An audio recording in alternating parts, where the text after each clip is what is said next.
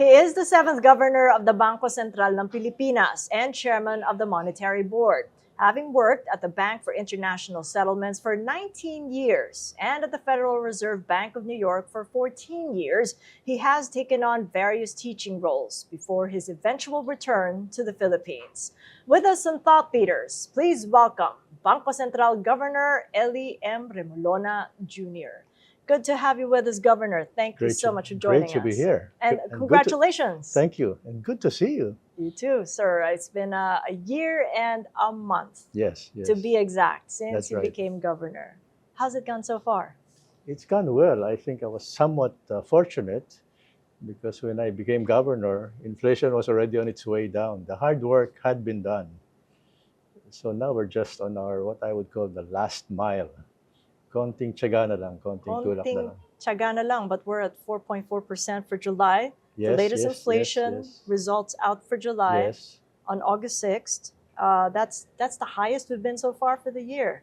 And that's gone beyond the it's breached the target range of 2 to 4%. That's right. Of the government. Right. But we expected to fall in August. The August reading should be lower, and then it will stay within the target range. The July number was not unexpected because there are so-called base effects, which in the case of the July reading added 0.3% to the number. So it would have been 4.1 without the base effects. Without the base effects, it's really power as well as fuel. Yes. That pushed up and sped up the increase and rise in prices and rice. Yes. But we do have a reduction in the tariffs for right. imported rice. That will be very helpful. It will be very helpful. The effect of that, I think, for 2024 will be about 0.3% lower inflation, and then in 2025, 0.4% lower inflation. So it's very significant. So it's peak inflation for you in August. So that to me means that a rate cut is coming. Could we assume that it is so? We have room for the rate cut. We're in, as I said, we're in the last mile, which means we're at the point where we're trying to make sure that we don't stay tight for longer than necessary. And that's what we're trying to figure out right now. Well, you get more indication, I guess, with the release of the second quarter GDP figures on August 8th in about 24 hours. Yes. Oh, what indications are there that we could be going below capacity? Given that interest rates and borrowing costs have been at a 17-year high. We look at three indicators. One is inflation itself. When inflation is high, that means we're above capacity. Demand is stronger than supply. We also look at something called the output gap. Once that gap turns negative, then that means we're overdoing it. So we're watching that very carefully. And then there's a third thing that we look at. It's called the natural rate. So we estimate the natural rate. The natural rate is the real interest rate that balances supply and demand. But that's very imprecisely estimated. So we have to look at that. We have to look at the output gap. And then we have to look at inflation itself. In that order? Well, the inflation number would be the number one indicator. And then the other two are kind of the other indicators that we look at. You speak so eloquently about a central banking, and you're just a year into the job. Tell us more about that journey, if you will, before we come back to the nitty-gritty of that balancing between inflation and keeping growth stable. Did you expect to be the central bank governor? I mean, you've retired countless times the last time I checked. I know. Not at all. I didn't expect it at all. But it's a dream job. But I feel that almost my whole career seems to be a preparation for this job. So I now feel that I should have aspired for this from the beginning. But it landed on my lap, and I'm happy about it. It's a challenge, but I think I'm up to the challenge. Yeah, the last time we spoke was on a Zoom call talking about central banking because you became the director of a program in Yes. Kuala Lumpur Yes. teaching masters in central banking. That's right. That That's was a right. very interesting course, not like any other course that you'd find in a school. No, How no. did that go for you in the way that you delivered fluency to those who were going the central That's banking right. path, No. to the young? It was kind of the right course to teach because after all my work at the Fed and at the BIS, the course allowed me to look back and kind of summarize or put together the lessons that I had learned over many years in central banking. So it was a nice way to look back at my experience.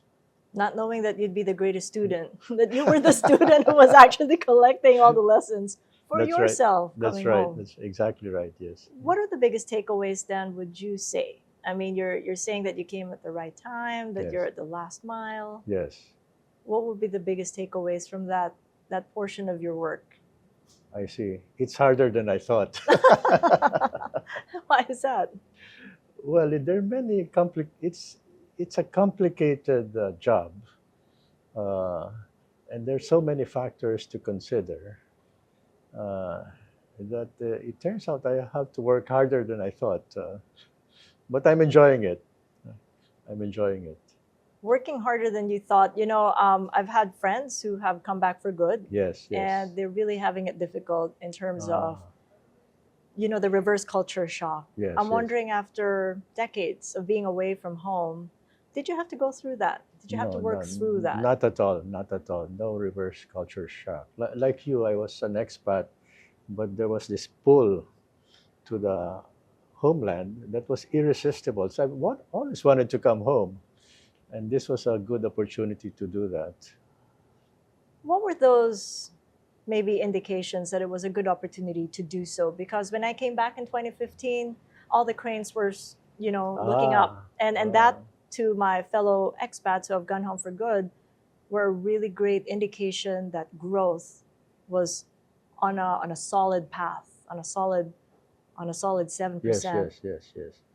rate. Well, since retiring from the BIS, I would still come here and see my friends, and they would all tell me, Ellie, it's time to come home. It's time to come home, and they were right. They were right.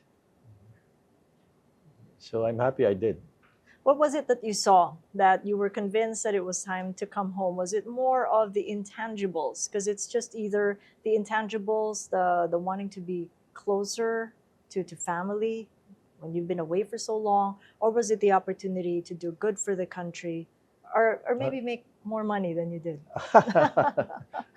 I don't think I'm making more money, but but the intangibles include friends, they include food. Filipino food is irresistible, uh, and then the opportunity to do something for the country. So I think I'm very happy to be home. Talk to us about the diaspora, because it's not just Ah, Hong Kong that yes, you've been exposed to, the migrant workers there, whether yes, it's yes, the overseas Filipino workers or expats, maybe even in Switzerland, where you yes. worked for a couple of years. Talk to us about that changing, the dynamism that we're seeing. We often talk about migrant workers or unsung heroes. From your point of view, how do you see them as contributing to the country? Oh, they're contributing tremendously. In our balance of payments, the big inflows are actually not investments as it is for other countries. The big inflows for us are remittances. Remittances are maybe 3 times foreign direct investment, 3.5 times. And then BPOs, business processing work, that also brings in about the same amount that remittances bring in. And the two of them together are about 7 times what foreign direct investment brings in. So very substantial, and it's a source of stability. They don't go up and down the way investments go up and down. How about your engagements with them when you were overseas? Was there a change in the makeup of the folks that were going out for greener pastures in decades past? I think some change in terms of OFWs. There has been a change from what we call land-based OFWs, those who go abroad to be nurses, for example. Now many go abroad uh, to become seamen, to work in ships. And the gender has changed. The nurses tend to be women, and then the seamen tend to be men. I think there are social costs to both, but the social costs seem to be greater for women who go abroad because the men who are left at home don't seem to be as good as the women in nurturing the kids. So I think that's something we should think about. But that's a change. I think that the change to more men might maybe somewhat better in terms of the social costs. But you hadn't seen any change in the way they contribute to remittances. That really has been a surefire sort of source Yes, of yes, growth yes. for the That's right. country's balance of That's payments. right. That's right. How are you seeing that contribution change over the next couple of years, though? As you're seeing dynamics again change from your point of view Yes, now as the central bank governor. I think it will change. I think I'm hoping we can send workers abroad in a more diversified way. So it's not just working on ships or working in hospitals. I think I would like to see more diversification in the kinds of jobs we take. And that takes us all down to the peso exchange rate, very Yes, yes, important. I'm sure as an OFW, yes. you'd often look at the exchange rate before you sent money back home, as That's I right. did, That's because okay. we'd prefer Okay. that it would be on the part of an OFW as Yes. weak as possible. But not quite when it comes to the Bangko Sentral, different perspective altogether. What would be the ideal sort of range to ensure Ah, that our inflation is on target when it comes to the government expectations? so we don't have a target for the exchange rate, but we worry about the exchange rate when the peso depreciates very sharply. Uh, Usually, depreciation of the peso doesn't affect inflation very much, but when it's a big enough depreciation, sharp enough depreciation, it affects expectations, and then that affects inflation. So we worry when the depreciation is very sharp. So we try to intervene so that the movements in the exchange rate are smooth, and then we also intervene when the movements are driven by what we call false narratives. So we intervene to counter the narrative because we want the exchange rate to be driven by fundamentals and not false narratives. Have there been any false narratives, sort of like close calls where you had to possibly maybe intervene? Yes, the big one would have been in October 2022. I wasn't governor yet, but the narrative was saying the peso is turning senior, which means it will go to 60. And that wasn't based in any kind of fundamentals. I think central bank was obliged to intervene, and I think it turned out to be the right move. So we never got to 60, for example, because of that intervention. What would you have done if that turning 60 had happened during your term, looking back? Looking back, I would have intervened even more to uh, to correct it because it was just wrong. It was just not the right exchange rate. Now, the other factor that we have to consider when we talk about inflation is global oil prices. That's right. We're right. at $77 at West Yes, Texas yes. Intermediate Yes, yeah. crude amid Mid-East tensions. Yes. How much of a factor does that play? It was a very big factor in 2022. It's less of a factor now. We think, well, at least the futures market says the Dubai oil prices will be more stable or even lower than before. The more recent factors in inflation have been more about food prices, and then more recently, prices of rice more specifically. But then just going back to the earlier statement you made, Yes. you're expecting rice prices to fall. Yes, So yes. that would help a lot in That would help a easing lot. inflation expectations moving forward. That's But what right. about for power prices? Because that was the one that pushed up July Yes, inflation yes. results. Power prices we have already priced into they're already reflected in our projections for inflation. So they have led to somewhat higher inflation rates, but they're no longer a factor at the moment. At the moment. At what point would you say it would be concerning enough for you to possibly make a move of a rate cut, of a key rate cut by Ah, August 15th? So far, the output numbers have been looking good. So it hasn't been a consideration in terms of a rate cut. Inflation has been more of a consideration. Is inflation beginning to settle firmly within the 2 to 4% target range? So that's the main thing. Are we comfortable enough with where inflation is going before we do a rate cut? Do you want to get ahead of it? You're at 4.4, but you got to get it down first to 2 to 4%, which is the inflation target range. Somewhat near 3%, so that if there's some upside shocks, then we will still stay within the target range. What would be those upside shocks?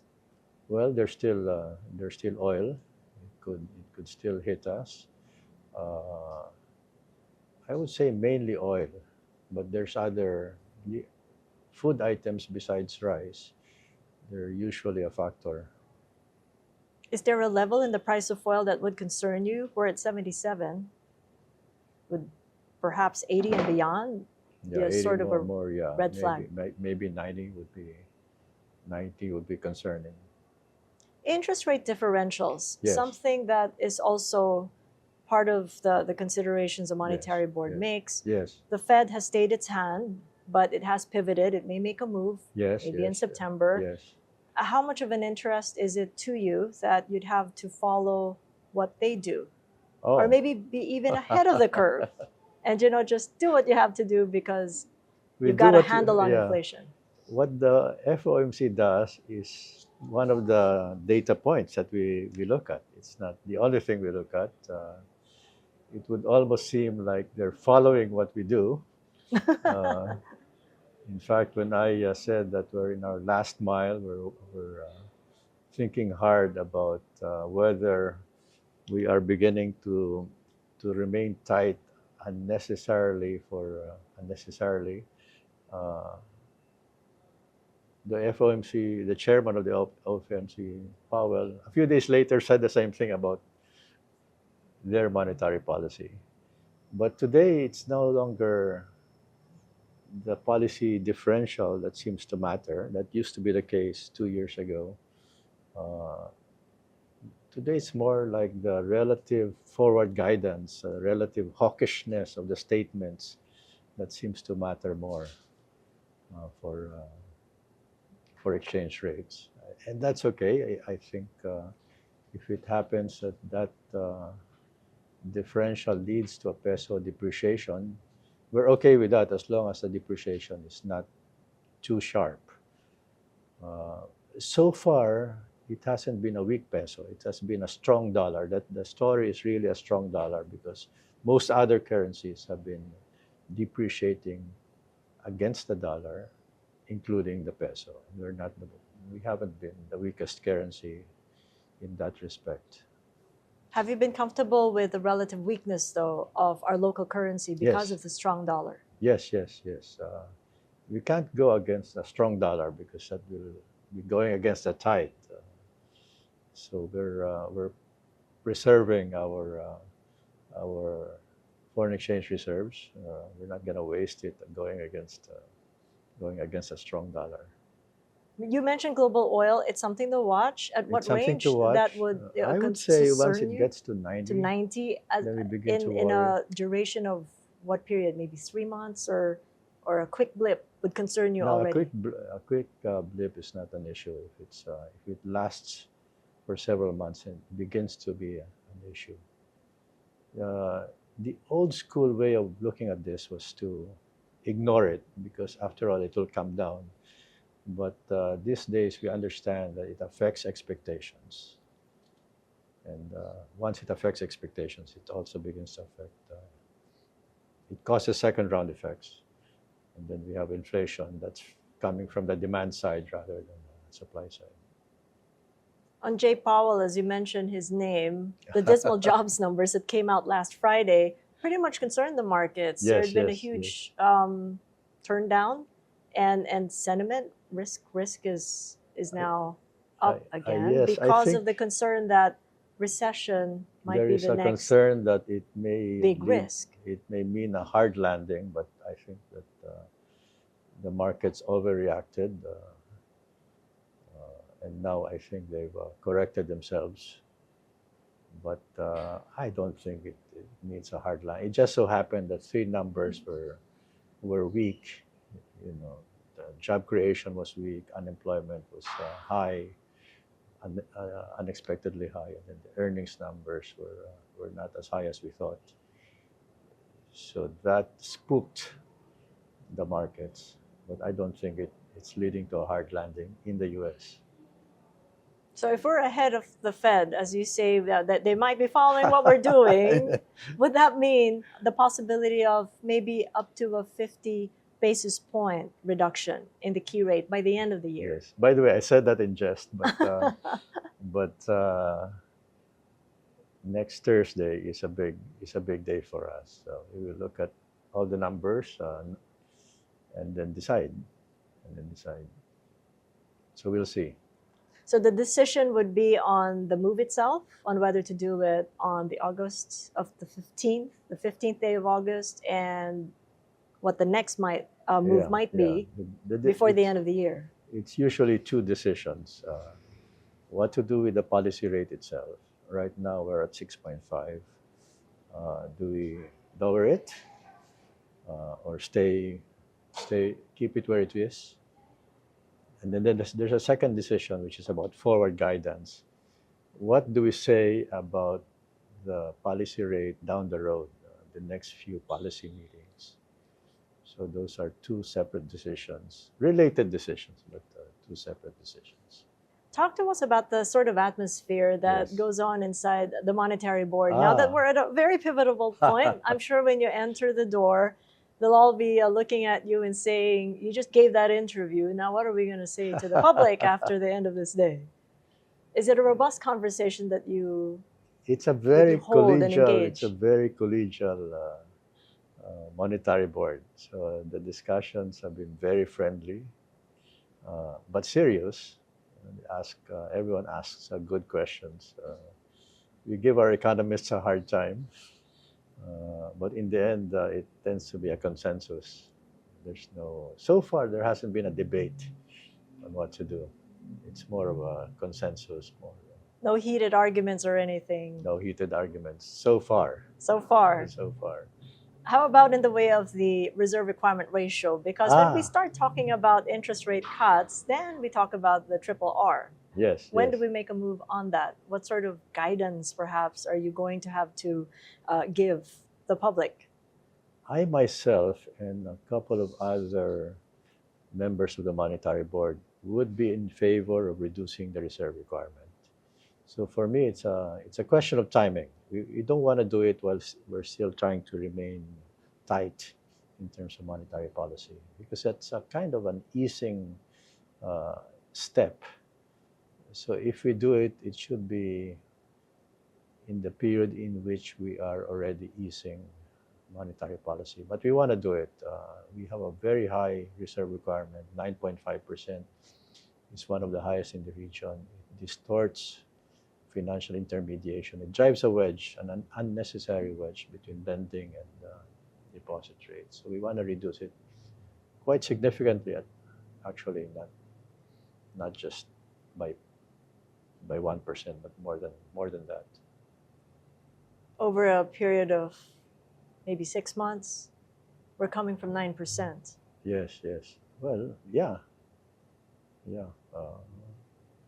And then the reason why you want to do this is because you want to make sure that capacity is back on, the economy gets flowing. Talk to us about the relationship between reducing the triple R Yes, to consumption, because that really has a big impact in the way people get to borrow money yes, yes, and yes, banks get to lend yes. money.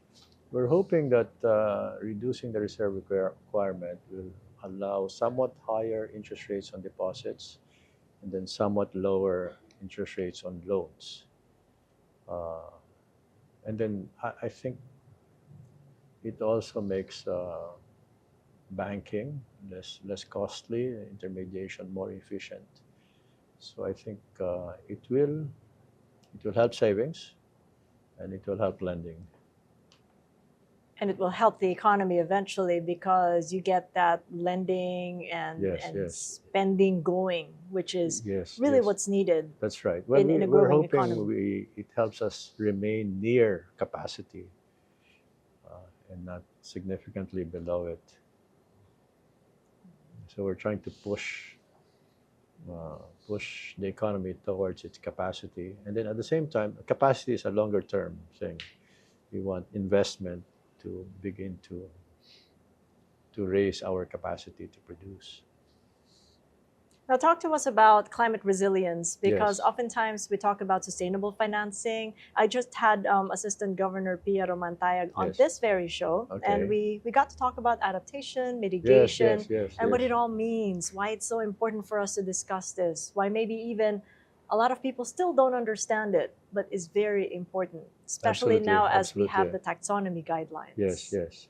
Are we where we're supposed to be when it We're comes to trying. climate We're resilient trying. Yes, financing? we're moving in that direction. We're trying to push the kind of sustainability that minimizes the harm to the poor, which means emphasizing adaptation over mitigation, uh, which means we worry about the transition, uh, which means we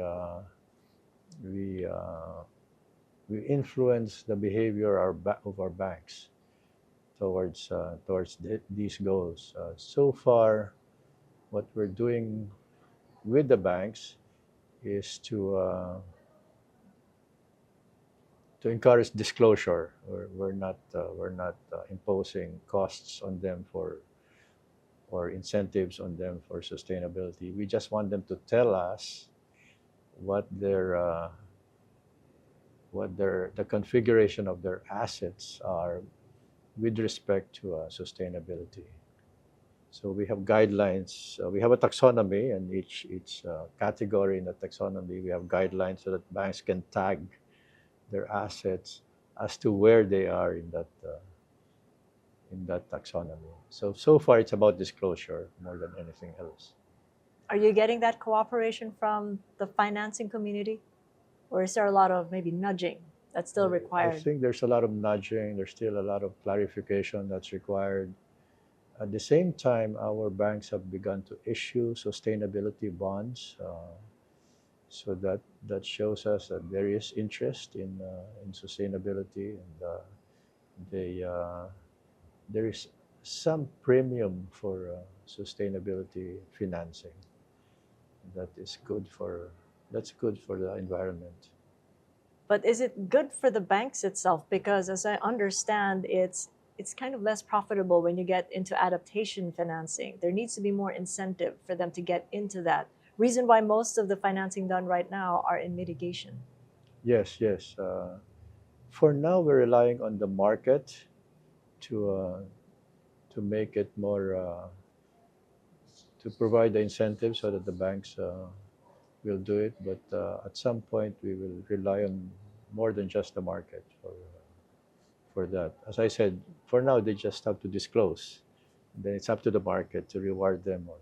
You hear it all in social media. I mean, the young ones are Yes, really the first ones to complain and not support companies that do not go into sustainability initiatives. So you've got the market well, at least a younger market, Yes, yes. in your favor. Yes, yes. In terms of POGOs, the president himself on the State of the Nation address made a mention of ordering the closure of all POGOs. Yes, And yes. as your chair of the Anti-Money Laundering Council, there is now a move to find ways to ensure that we enable that order of closing all the POGOs Yes, in the yes, country. yes, yes. What would you recommend would be the enabling policies? Well, first of all, we agree with the president. This thing is highly vulnerable to money laundering. Uh, this the banning of POGOs, I think, will help us get out of the FATF gray list, which is very important to us. Uh, we still have to figure out how to implement uh, the ban and how to use it to our advantage in terms of reducing money laundering, but it's going to be very helpful. Why is it so difficult to just enact that closure? What is lacking? What do we need right now in order to ensure that we enforce the closure of all POGOs? I think one issue is there will be a loss of jobs. We have Filipinos employed in that industry, so we have to find jobs for them. From our point of view, it's all very good for us in terms of fighting money laundering. So we're happy with it. We're happy with the ban. At the same time, we're doing many other things to get out of the gray list, and this will help. This will help. So you're doing it from the gray list. And I go back to what you said, the FATF gray list, which stands for the Financial Action Task Force. Yes, That is yes. the gray list that we want to get out of, That's because right. it's been a bit of an eyesore. We've Yes. always been in the gray list, but Since 2021, we've been 2021. But if and when we do get to close all POGOs, are you confident that we can get out of this gray list? Well, it's one of the things that will help us. For now, we have homework to do. With FATF has in the beginning gave us 18 action items to work on in order to get out of the gray list. We've successfully met the standards of FATF for 15 of those 18. So now we're still working on 3 more action items to make FATF happy. We hope to satisfy the FATF on these 3 remaining items by October. In October, they're supposed to make a statement Yes. about how we did with those 3 action items. And you're confident that you'll be able to address these 3 action items? We think we will be able to address. We're working very hard on addressing this. What are these 3 action items? Well, one is on casino junkets. When we have junkets for casinos, we don't seem to have a paper trail on money coming in and money going out. As you know, if casinos are a way to launder money, because if you have a lot of money, you can just say you won it in a casino. So we want the paper trail on that. The second thing is what we call cross-border measures. We want to be able to monitor the currency that's coming in and the currency that's going out, and report them and seize the currency that is illegally coming into the country. We revised the e-travel document, the e-travel form for that, the online form, and that is helping. We're beginning to seize and confiscate illegal currency that's coming in. That's the second one. And the third one is terrorist financing prosecutions. We need to file more cases. We need to arrest more of the people we've charged with terrorist financing. We're making some headway on that.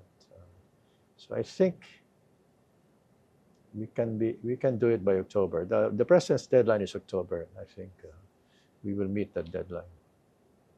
So that's the reason why the eGov document that you have to apply for coming Yeah, home sorry, has sorry. gotten longer. Yeah, In sorry fact, it's about that. that's all right, but that's the reason once you've then. It's done the it, full page. yeah, if you've done it once, I then checked, no, no, yeah, no. yeah, Just yeah, let me come back in. yeah. And once you've done it, it stays there, right? So you just have to update it Right. each time you travel. So I see now the impact of the governor wanting to make sure that everybody who comes in has declared everything. Yes. But in terms of an October deadline, is the Bangko Sentral needing any policy from our lawmakers to enable you to work faster to get those three items done? Not so much policy as more push to do this, to get these things done. We know exactly what needs to be done, and we just need, for junkets, for example, we need PAGCOR to help, and for the cross-border measures, we need customs and immigration to help, and they're doing it. And then for terrorist financing, prosecutions, we need NBI, the PNP to help. So it's a whole of government approach It's that a you're whole now of- asking now that the Yes. president's given the directive. He has, yes. During the State of the Nation address, he also gave another directive, but this time it's pointing to one of two bills that he signed into Yes, law yes, recently yes. called AFASA. They all come in different acronyms, Yes, but it's yes, the yes. Anti-Financial Account Scamming Act. And this one helps consumers from getting scammed. As you know, we've been getting scammed each day on our mobile phones, fraudsters just trying to get ahead of technology. Yes. What's now being done now that it's been signed into law? So What can the Bangko Sentral the do now Bangko to Sentral, ensure that this works out? because we have bank secrecy, right? So the Bangko Sentral cannot just look into your accounts. But with this law, if the account is involved in a scam or phishing, then we can open the account and look into it and identify who it is. So it's a tremendously important bill, and it's very helpful for us that it's passed the the House and the Senate, and the President has signed it into law. Have Amazingly you important. opened any accounts so far from the time of its signing? Not yet. We're writing what is called the IRR, the implementing rules and regulations for it. But we'll do it quickly. That's very assuring because consumers don't want to get scammed each day and trying to outsmart, Yes, whatever yes, comes next on your mobile phones. In fact, I was a victim of that. Were you? There was a deep fake of me on social media, in which I was recommending some investment, which was obviously a scam. But that was taken down within 24 hours. I wish they had made me better looking in that. Maybe we can have generative AI look into it to make a better picture of you. Yes. Digital payments adoption, that has gone quite far from the time you'd come in. It has a really great impact for not only consumers but businesses. And this one has multiplier effects. That's right. The current level where we're at, are you happy at the kind of adoption that you're seeing, or would you want to have more speed on that front? Of course, more speed, including lowering the cost of transferring money. Once you have a bank account through this, or an e-money account, you're in the formal financial system, and then it's easier then to take the next step to get a loan, make investments. It brings you into the formal financial system, and that's what we want. But the cost of, as you say, transacting, how do we compare with the rest of maybe Southeast Asia? To be honest, not as cheap. We're on the high side. Are we? Yes. Still, but, we're working on with the banks.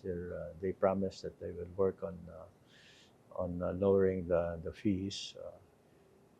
We're merging some parts of the system, the payment system, and that will lead to scale economies and make things cheaper overall.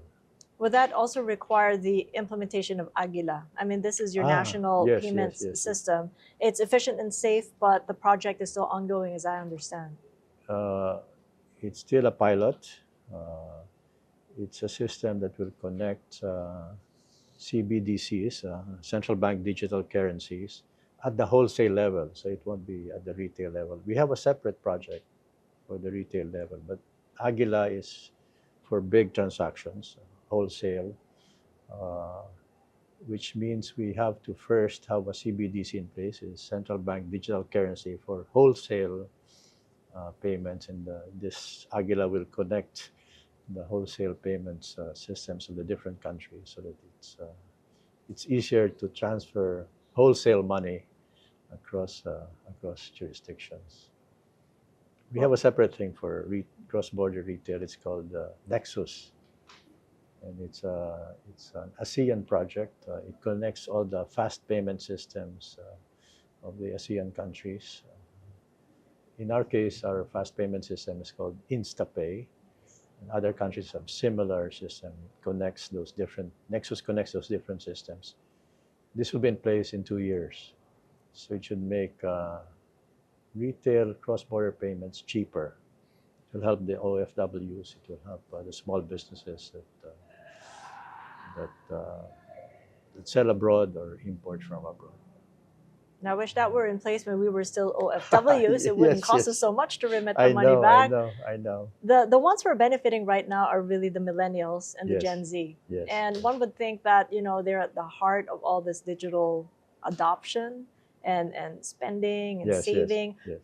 As a central banker, what would you advise the young in making sure that they manage their finances as well as those who had been exposed to traditional means of banking? Yes, when it was yes. more difficult to probably withdraw money, Yes. unlike just one click and then it's all gone. I would say work hard, save hard, and avoid this efforts to show off. You don't need the nicest car. You don't need the nicest watch. Save your money and invest it in a diversified portfolio as soon as you can. As soon as you can. As soon as you can, so Yes. it doesn't have to be that you're 18 that you probably No. might think of investing in stocks, bonds, or maybe even currencies. I would say stocks first. They promise the highest return as long as you hold it for a long time. It's very risky in the short term, but they become less risky over time, and the returns are higher than for other instruments. So stocks, bonds too, yes, but and we're also hoping the market will provide those vehicles for diversified investments that yield high returns. How about crypto? No, No. no, not yet. Not yet ready for prime time. There are too many Ponzi schemes in crypto, and it's very volatile. Bitcoin goes up and down too much. So I don't think that's a good investment yet. Maybe in the future, but not now. Maybe in the next interview. Maybe in the next interview. Sure. Well, thank you so much for this opportunity, Governor. And at a time where we're just approaching Black period, Yes. I wish you well on August Thank you. 15th when you Thank make that you. critical decision. I'll be watching very Yes, closely, good Governor. to see you again, luck. Cathy. You too, sir. Catch us again next Thursday at 9 p.m. Philippine Standard Time on One News. You can also check out the long conversation on YouTube, Spotify, Apple Podcasts, and Google Podcasts. And if you haven't done so, like or follow my social media pages. I'm Cathy Yang, and this is Thought Leaders.